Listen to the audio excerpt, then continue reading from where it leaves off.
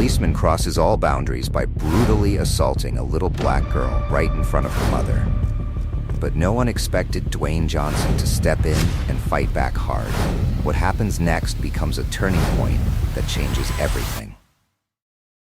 Subscribe, share this video, and write in the comments where you're watching us from. The sun hung high in the sky, casting a golden glow over the bustling neighborhood park.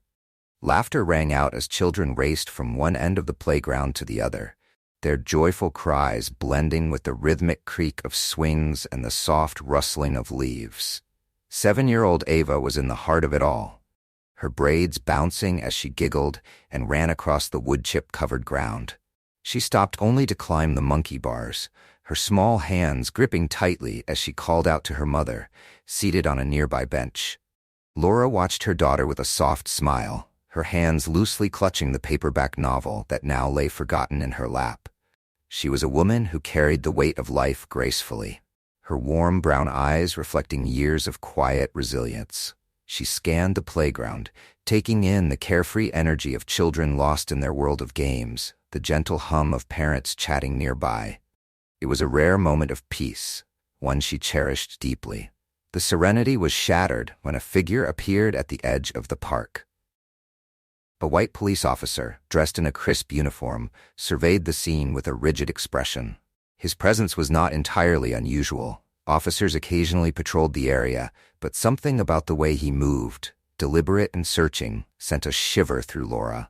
His gaze swept across the playground, pausing briefly on each child until it landed on Ava. Laura's smile faded as the officer began walking toward her daughter. His footsteps, heavy and deliberate, seemed unnaturally loud against the backdrop of children's laughter. A knot of unease tightened in her stomach. She stood up, her book sliding from her lap to the ground. Ava, oblivious to the approaching figure, was now perched atop the slide, waving enthusiastically to Laura. The officer stopped at the base of the slide, his imposing frame cast in a shadow over the small girl. Laura quickened her pace, her voice catching in her throat as she called out, "Ava?" The officer's voice cut through the air like a blade.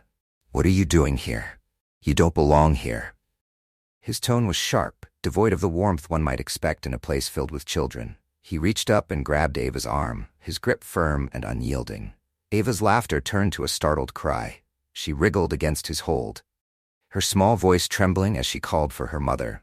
Tears began streaming down her cheeks, her confusion and fear palpable.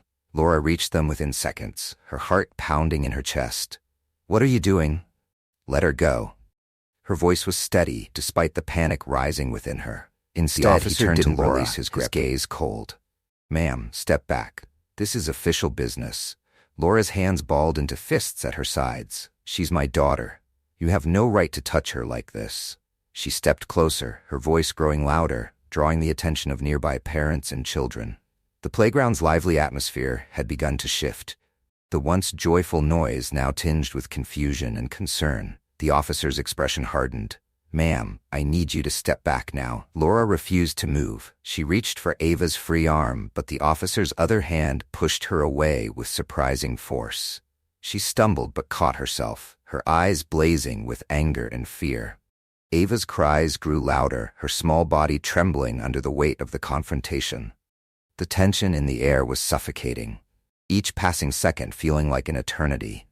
Other parents began to approach cautiously, their phones raised, recording the scene unfolding before them. Laura, her voice cracking, pleaded, "Please, just let her go, she's just a child." The officer's grip on Ava remained unrelenting, his actions a stark contrast to the warmth and safety the playground once promised. Tears streamed down Laura's face as she stood her ground, her love for her daughter overpowering her fear. And then, in the midst of chaos, something shifted in the atmosphere. A tall figure, watching from a distance, began moving purposefully toward the scene. The approaching presence was steady, unhurried, yet filled with unmistakable determination. Eyes turned toward him, sensing that the tide of this encounter was about to change. The tension in the air was almost tangible as the tall figure drew closer, his strides purposeful, his gaze locked on the scene unfolding in the playground. Dwayne Johnson, unmistakable in his presence, had been enjoying a quiet stroll with his daughters when Ava's frightened cries cut through the ambient noise. His sharp instincts kicked in, and the sight of a uniformed officer gripping a small, terrified child made his blood run cold. He knew he couldn't stand idly by. Children and parents who had been frozen in place now turned their attention to Dwayne. Whispers rippling through the crowd. His towering figure, commanding yet calm, exuded an aura of control. Dwayne's daughters, sensing the urgency, stayed behind with a family friend as he strode toward the scene. "Hey." His voice was firm, cutting through the chaos like a gavel. The officer didn't turn immediately, but Ava's cries faltered as she caught sight of the man approaching. "Let her go," Dwayne said, his tone deep and unyielding. The officer finally turned, his face a mask of irritation and disbelief. "Sir, stay back. This doesn't concern you." Dwayne stepped closer, closing the distance with a steady resolve. "You've got a terrified little girl in your grip. It concerns all of us." Ava, still trembling, reached out toward her mother, who stood frozen between fear and relief at the sight of this unexpected ally. Laura's voice shook as she tried to speak, but Dwayne held up a hand, signaling her to stay calm. The officer squared his shoulders, clearly unaccustomed to being challenged so openly. "This is a law enforcement matter," he said, his voice growing louder, as if volume would solidify his authority. "Step back." Dwayne didn't flinch. "A law enforcement matter? She's a child, and you're terrifying her." His words were measured, but the steel in his voice was unmistakable. "You're the one who needs to step back." The officer's jaw tightened. He glanced at the growing crowd, their phones raised, capturing every moment. The weight of the scrutiny seemed to aggravate him further. He released Ava's arm abruptly, but his hand remained clenched, his posture tense. Ava stumbled toward her mother, who pulled her into a protective embrace. "That's enough," Dwayne said, taking another step forward, his massive frame now directly between the officer and the child. "You don't lay hands on kids, ever." The officer, visibly bristling, jabbed a finger at Dwayne. "You have no idea what you're getting yourself into." Dwayne leaned in slightly, his voice dropping, but losing none of its intensity. "What I'm getting into is making sure that kid feels safe again." The officer, visibly flustered, took a step back, but his frustration boiled over. "You think you can just walk up here and play hero? This is my job." Dwayne's eyes narrowed. "Your job is to protect, not intimidate." His tone was calm, yet it carried a weight that silenced the murmurs in the crowd. "Right now, you're the one who's out of line." The officer looked around, seeing the sea of eyes and cameras trained on him. His bravado faltered, and for a moment he seemed unsure of what to do next. But his pride wouldn't let him retreat completely. "You don't tell me how to do my job," he muttered. His words directed more at the crowd than at Dwayne. Dwayne, unfazed, glanced down at Ava, who clung to her mother, her sobs subsiding but her body still shaking. He looked back at the officer, his expression hardening. "If your job involves hurting kids, then yeah, I will tell you how to do it. Back off." The tension between them hung in the air, electric and unyielding. The officer took one last look at Dwayne, as if weighing his options before retreating a few steps. The crowd murmured, emboldened by Dwayne's intervention. Some clapped, others shouted words of encouragement. Dwayne turned to Laura and Ava, his expression softening. He crouched slightly to meet Ava's wide, tear-streaked eyes. "You okay, sweetheart?" he asked gently. Ava nodded hesitantly, her tiny fingers clutching her mother's sleeve. Laura managed a faint smile, her voice trembling as she said, "Thank you. I don't know what would have happened if you hadn't tied it." Dwayne gave a reassuring nod, but didn't let his guard down. The officer was still nearby, simmering with anger, his hand hovering near his radio. Dwayne straightened, his gaze locking with the officer's once more, silently daring him to escalate the situation further. The officer finally muttered something into his radio and turned away, retreating toward the park's edge. Dwayne watched him go, his body still tense, ready for anything. Only when the officer disappeared from sight did he finally exhale, his shoulders relaxing slightly.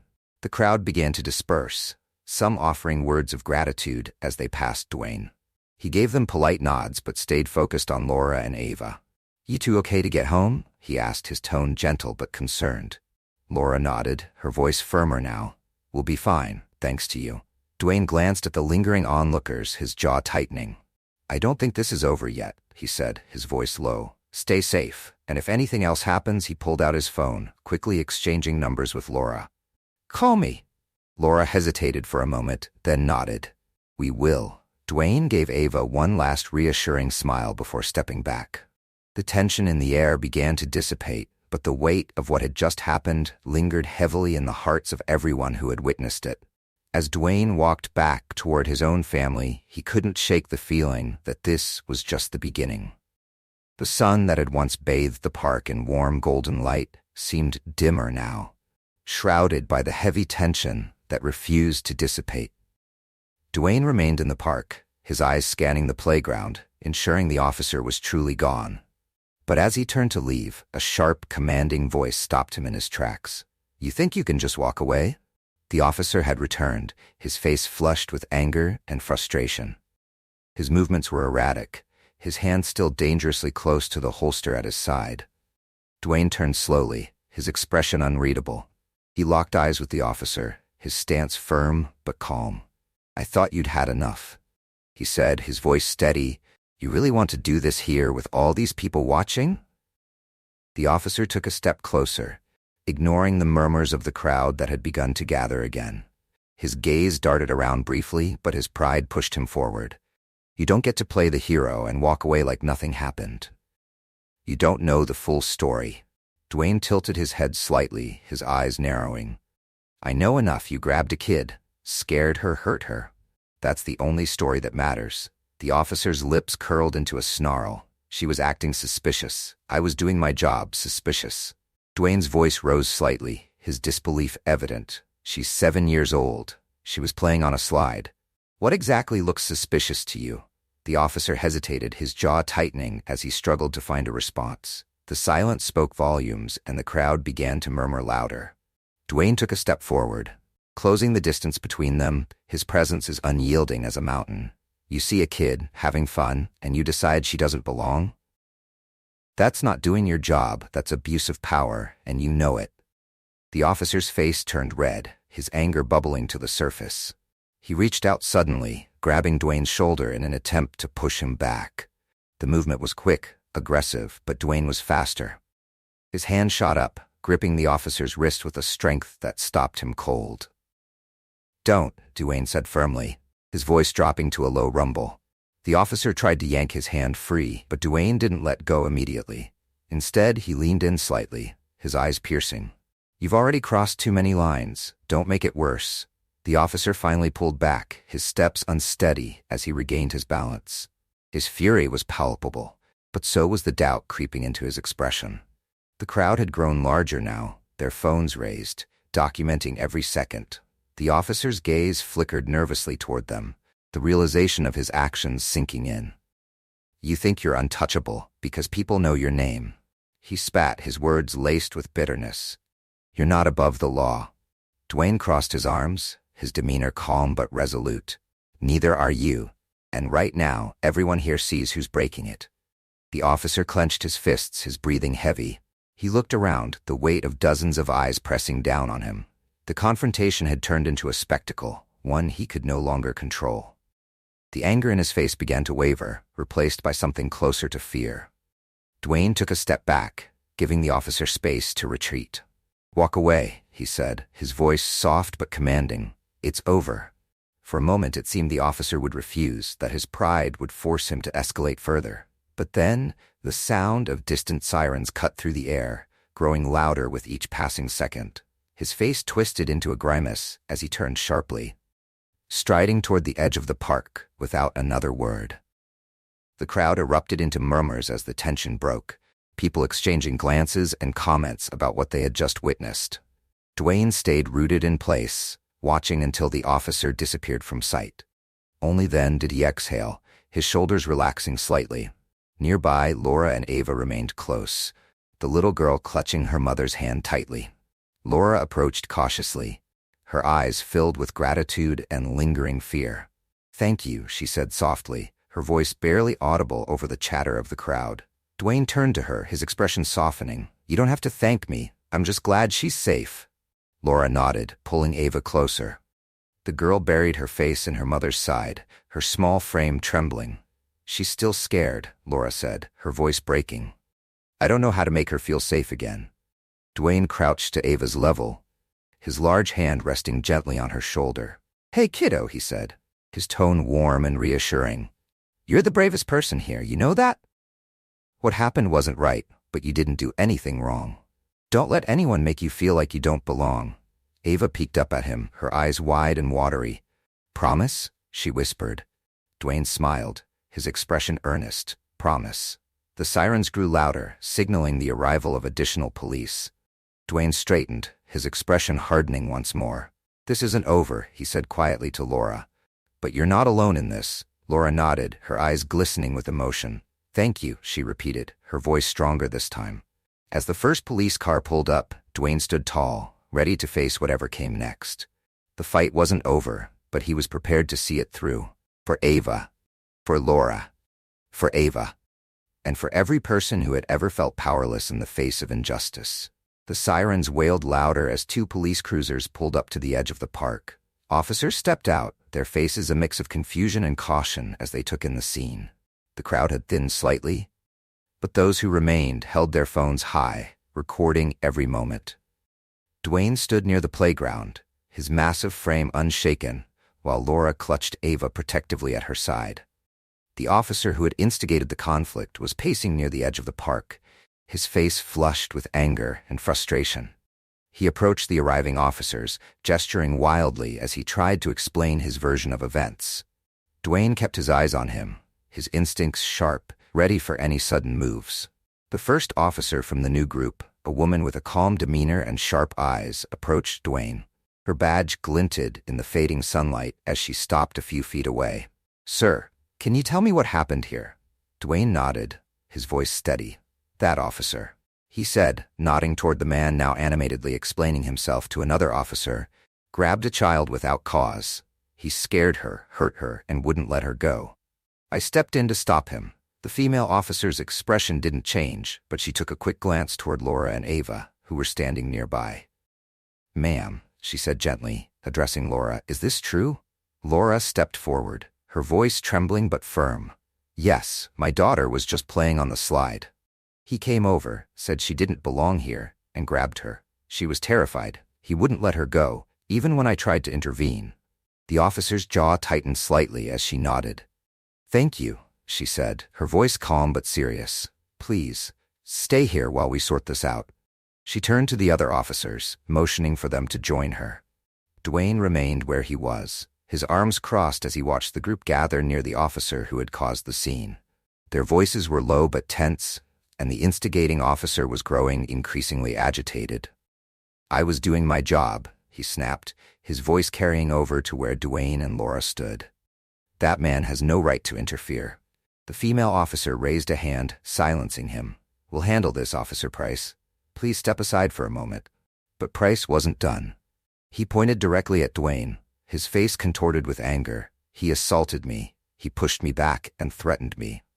Dwayne's lips pressed into a thin line, but he didn't respond immediately. Instead, he held the officer's gaze, his silence a deliberate statement. The female officer turned back to Dwayne. "Is that true?" she asked, her tone even. "I stopped him from hurting a child," Dwayne said simply. "If he felt threatened by that, maybe he should think about why." The crowd, still lingering, murmured their agreement. Several voices chimed in. "He's lying. That guy didn't do anything wrong. We saw everything." The officer was way out of line. The female officer raised her hand again, signaling for silence. She turned to Price, her expression firm. "We're going to take this one step at a time. You'll have your chance to explain." Price opened his mouth to argue, but one of the other officers stepped in, placing a hand on his shoulder. "Let it go." The man muttered, his voice barely audible. Price stiffened, but said nothing. The female officer addressed the crowd next. "If you have videos or photos of what happened, we encourage you to share them with us. You can approach my colleagues here or send them directly to the department." People began moving hesitantly toward the officers, their phones out, offering evidence. Dwayne glanced at Laura, who was now kneeling beside Ava, stroking her hair softly. His expression softened for a moment before he turned back to the female officer. "What happens now?" he asked. She sighed, clearly weighing her words carefully. "We'll review the footage and take statements. This incident will be investigated thoroughly." For now, we need everyone to remain calm. Price, still seething, muttered something under his breath, but the female officer shot him a sharp look, silencing him once more. She turned back to Dwayne. Thank you for stepping in. We'll ensure this is handled appropriately. Dwayne nodded, but didn't leave his position. I'll stay until I know they're safe, he said, gesturing toward Laura and Ava. The officer gave a small nod of understanding. Fair enough. As the situation began to de-escalate, the crowd slowly dispersed, though a few lingered at a distance, curious to see how it would all end. Laura approached Dwayne, her eyes filled with gratitude and exhaustion. Thank you again, she said softly. I don't know what we would have done if you hadn't been here. Dwayne offered her a small, reassuring smile. You don't have to thank me. This isn't over yet, but you're not alone in this. Laura nodded, her grip on Ava tightening protectively. The female officer approached them again, her tone softer now. We're going to escort you home, she said to Laura, just to make sure you're safe. Laura hesitated, glancing at Dwayne. He gave her an encouraging nod. Go with them. It's the right call. As Laura and Ava were guided toward a waiting police car, Dwayne stayed behind, watching them go. The weight of the day settled heavily on his shoulders, but he stood tall, knowing he had done the right thing. Still, a sense of unease lingered. This wasn't over. Not yet. The video of the confrontation at the park spread like wildfire. Within hours, clips appeared on every major social media platform, shared with captions ranging from outrage to admiration. Actor Dwayne Johnson confronts police over mistreatment of a child. One headline blared, another read, Hero or Troublemaker? Viral video sparks heated debate. By the next morning, Laura's phone wouldn't stop buzzing. Messages flooded in, some from friends and family offering support, others from strangers sharing words of encouragement or demanding to know her side of the story. But mixed with the kindness were the darker undercurrents of online vitriol. Comments criticized her for letting the situation escalate or accused her of seeking attention. Laura turned off her phone, overwhelmed by the sudden scrutiny. Ava, meanwhile, was quieter than usual. She stayed close to Laura, hesitant to play outside or even speak to her friends. Her bright energy had dimmed, replaced by a nervous watchfulness that broke Laura's heart. Every time the doorbell rang or a car slowed near their home, Ava flinched, her little hands gripping her mother's arm. Dwayne wasn't spared from the spotlight either. His agent called to warn him about potential backlash, but Dwayne brushed off the concerns. This wasn't about his career. He had seen something wrong and acted. It was as simple as that. Yet the pressure mounted as media outlets began dissecting his actions. Was he a hero, standing up against injustice, or had he overstepped his bounds? Despite the noise, Dwayne stayed focused. He reached out to Laura, offering her and Ava reassurance. This attention will die down eventually, he told her over the phone. But in the meantime, we need to make sure you two are okay. Laura appreciated his support, though she couldn't help but worry. Ava's not herself, she admitted. She's scared all the time now. I don't know how to help her feel safe again. Dwayne paused, the weight of her words heavy in his chest. Let me visit, he offered. Maybe I can talk to her. Let her know she's not alone in this. Laura hesitated, but eventually agreed. When Dwayne arrived later that afternoon, he found Ava curled up on the couch clutching a stuffed animal. She looked up at him with wide, cautious eyes, her grip tightening on the toy. Dwayne crouched down to her level, his voice soft and gentle. Hey, Ava, he said with a warm smile. Do you remember me? She nodded slowly, her eyes darting to her mother for reassurance. Laura gave her a small, encouraging nod. You know, Dwayne continued, when I saw what was happening, I knew I had to step in because what that man did wasn't right. But you were so brave, Ava, braver than a lot of adults I know. Ava's eyes widened slightly at his words, and a faint flicker of pride crossed her face. I was, she asked quietly. Dwayne nodded. You were. And you know what? You're not alone in this. There are so many people out there who think you're amazing and want to make sure you're okay. Ava glanced at her mother, then back at Dwayne. Really? Really, he said firmly. And if you ever feel scared, I want you to remember that there are people like me and your mom who are always here to protect you. Ava's small shoulders relaxed slightly, and she managed a timid smile. Ava's Laura watched the exchange with tears in her eyes, grateful for Dwayne's kindness and patience. As the days passed, the video continued to spark conversations. Advocacy groups picked up the story, using it as a rallying cry against systemic injustice. Protests were organized, calling for accountability and reforms. Dwayne found himself thrust into a larger movement, one he hadn't planned to lead but couldn't walk away from. Meanwhile, Ava began to heal. With Dwayne's support, Laura worked to rebuild her daughter's confidence. They attended community events together, where Ava met other children who shared similar stories. Slowly, her bright spirit began to return, but not everything was resolved. The officer who had started the confrontation, now identified as Officer Price, remained defiant. He went on record defending his actions, claiming he had acted within his authority. His statements only fueled the public's anger, and calls for his dismissal grew louder. Dwayne knew the fight wasn't over. He met with Laura and Ava again, this time with a plan. "We need to keep the momentum going." He told Laura, "This is bigger than what happened at the park. It's about making sure no one else has to go through this." Laura agreed, though the prospect of staying in the public eye made her nervous. "I just want Ava to feel safe," she admitted. "She will," Dwayne assured her, "and so will a lot of other kids because of what you're doing." The story had taken on a life of its own, drawing attention not just to the park incident, but to the broader issues it represented. Dwayne, Laura, and even little Ava became symbols of resilience in the fight for justice. Their lives forever changed by a single fateful day. The air in the courtroom was heavy with anticipation as Laura, holding Ava's hand tightly, took her seat. Beside them sat Dwayne, his presence as steady and reassuring as it had been since the day at the park. The room was filled with a mixture of reporters, community leaders, and supporters who had followed the case with unwavering attention. The investigation into Officer Price's actions had been thorough and swift. The video evidence, coupled with witness statements, painted a damning picture.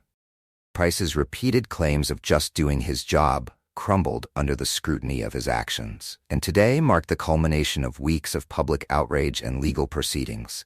The judge entered, and the room fell silent. As the session began, the prosecutor laid out the case, detailing how Price's actions violated not only protocol, but also the basic rights of a child. Dwayne listened intently, his jaw tightening as each point drove home the gravity of what Ava had endured. When the defense spoke, Price's lawyer tried to frame his actions as misjudged, but well-intentioned. He believed there was a legitimate concern. The attorney argued it was a misunderstanding, not malice. But the prosecution countered with precision, replaying the video for the courtroom to see. Gasps rippled through the audience as the footage showed Price grabbing Ava, her small frame dwarfed by his imposing presence. Her cries echoing painfully in the silent room. When it was Dwayne's turn to testify, he approached the stand with quiet confidence. His words were deliberate and powerful, recounting what he had witnessed and why he had stepped in. "No child should ever feel unsafe in a place meant for joy," he said, his voice steady.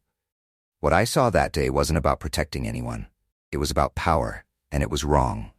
Laura testified next, her voice trembling but resolute. She spoke of Ava's fear, the way it had lingered long after the incident, and her determination to ensure no other family would endure the same pain.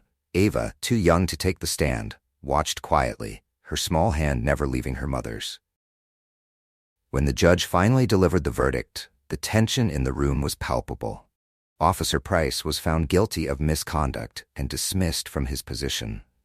The decision was met with a mixture of relief and muted applause from the crowd.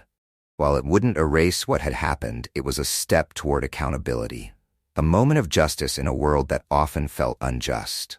Outside the courthouse, reporters swarmed, cameras flashing as questions flew. Laura shielded Ava from the chaos, but Dwayne stood firm, addressing the crowd with the same measured strength he had shown from the beginning. "This isn't just about one officer or one incident," he said. "It's about creating a world where every child feels safe, where no one is judged by the color of their skin or where they come from.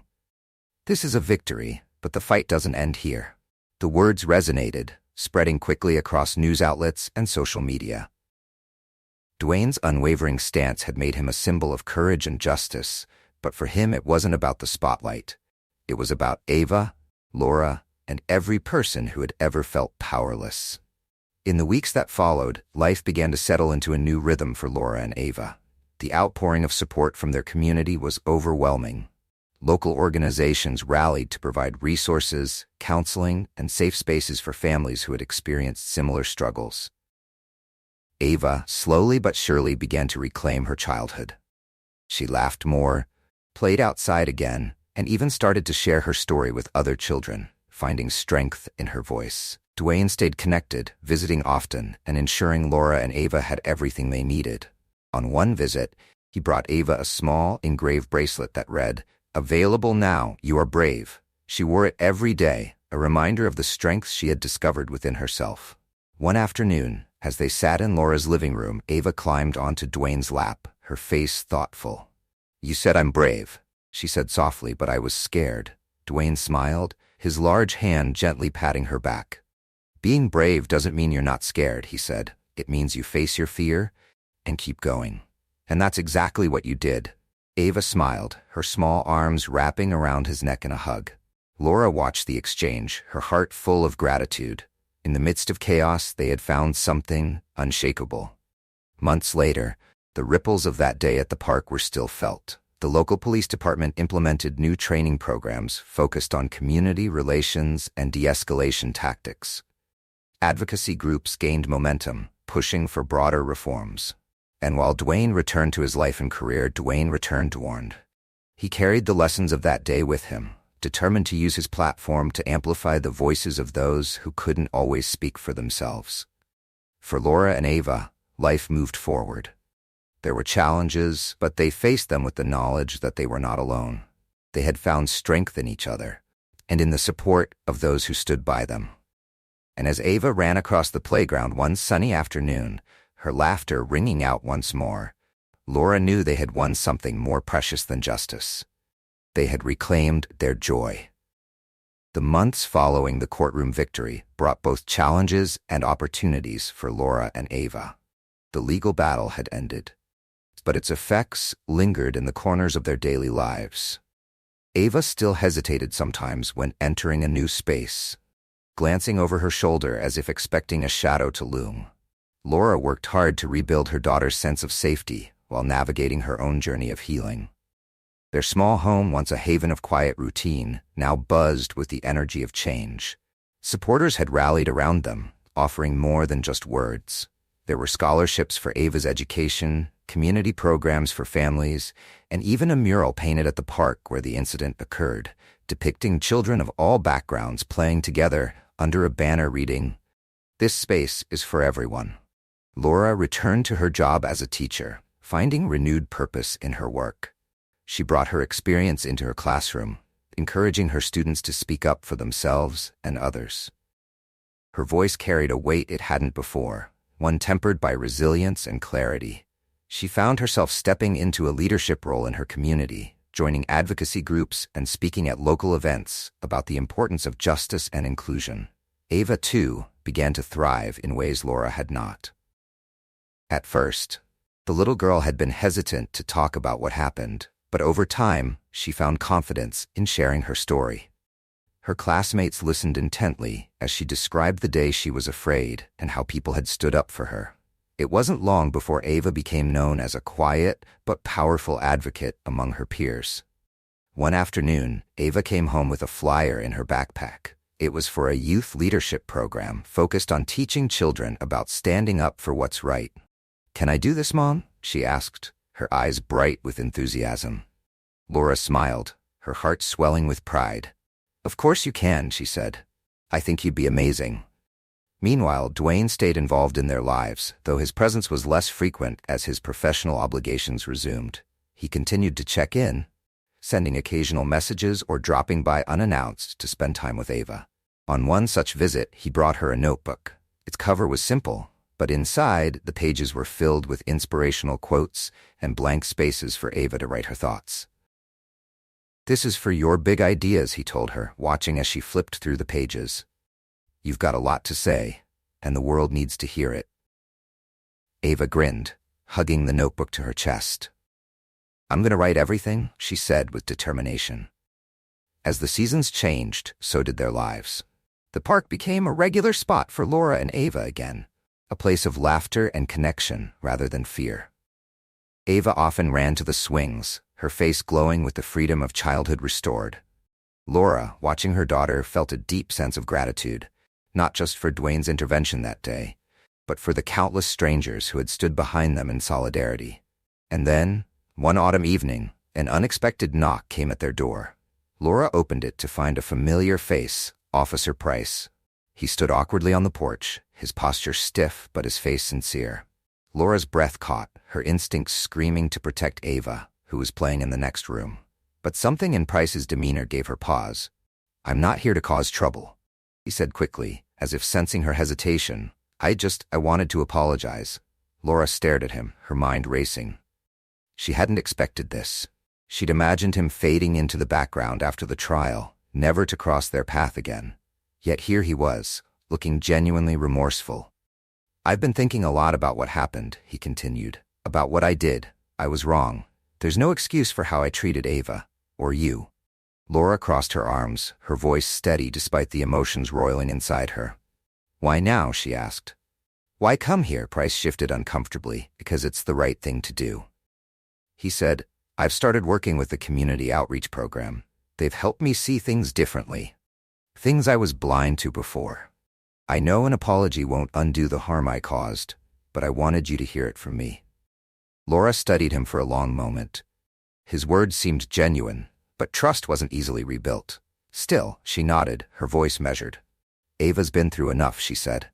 "If you're serious about change, prove it by making sure no one else has to go through what we did." Price nodded, his face a mixture of relief and regret. "I will," he said. "Thank you for even listening." Laura watched him leave, her emotions swirling. When she closed the door, Ava appeared at her side, her small hand slipping into Laura's. "Who is that?" she asked. "No one you need to worry about," Laura said, kneeling to face her daughter. "Just someone trying to make things right." Ava nodded, her trust in her mother unshaken. She held up her notebook. "I wrote about today," she said proudly. Laura smiled, pulling her daughter into a hug. "You're going to change the world one day, Ava," she said softly. "I can already see it." As the evening settled into a quiet calm, Laura realized that while the scars of their experience might never fully fade, they had found something far more lasting. A sense of purpose, strength, and hope.